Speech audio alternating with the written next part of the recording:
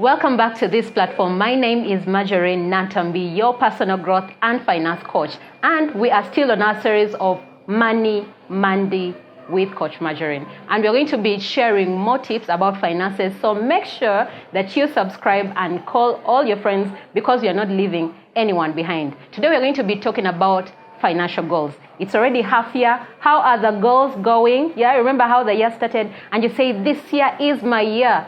Sweetheart, we are already halfway the journey. So how is that going?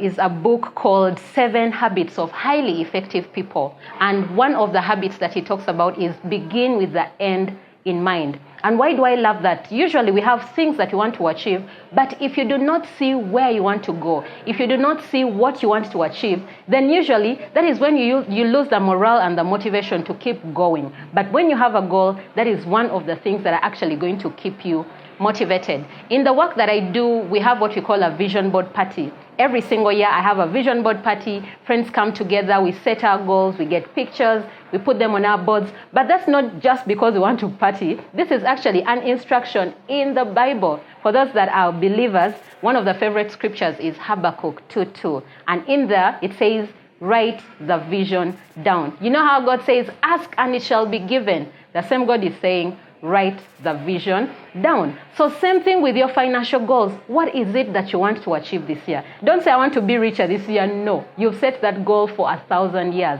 and you've not achieved it.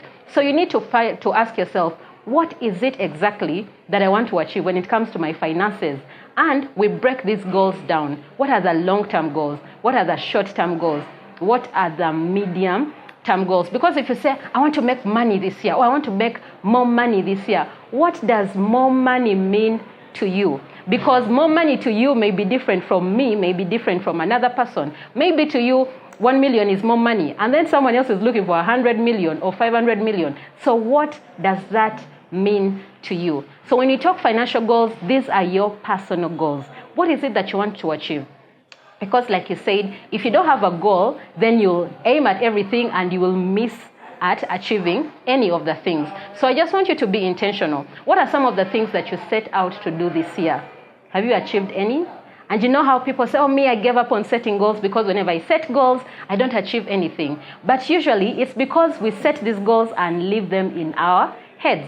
So get the goal out of the head. Write it down. If you can go an extra mile of getting an image, well and good. But the best thing that is going to help you achieve your goals this year is having a plan. So the goals that you have, write them down and then break down the goal as much as possible. If you say, maybe I want to buy land, how much is the land? Where are you going to buy it? When do you plan to buy it? Don't say, no, this year I'm going to buy land. That is not enough. We've set those goals before and somehow they don't work. So break the goal down. Where do you want the land to be? How much is it? Can you start depositing? Have you visited the land? If you say you want to buy a car, go visit these bonds. It's actually free to check out these cars. And I know that some bonds even give you a free test drive, right? Go. Find out the car that you want to drive, how much it costs. And I know that most of the bonds have also a platform where you can deposit money in bits such that when you reach a certain a percentage of the money, they give you the car, and then you finish the money later. So that is the only way you're going to achieve your goals. Otherwise, you'll keep setting the goals, you'll keep talking about the goals, year in, year out, and you'll not achieve a thing. So I just want you to be intentional. One of the other books that I love is a book by John Maxwell called The 15 Invaluable Laws of Growth. And law number 1 that John Maxwell talks about is the law of intentionality. The law of intentionality. Growth does not just happen. Your goals are not going to just happen automatically. You need to be intentional. You need to put in the work. If you say you want to save maybe 100 million this year, break that down into months. If you want 100 million by the end of the year, how much is that per month?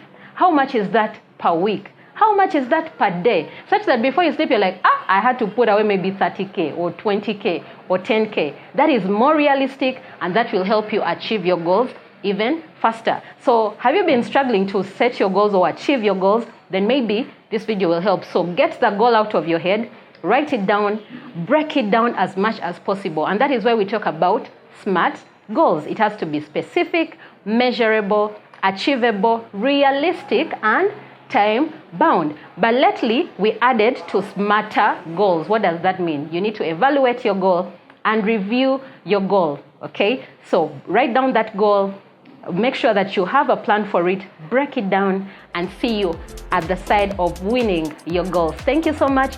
Don't forget to subscribe, because we shall be sharing more money tips every Monday, and see you in the next video. Bye.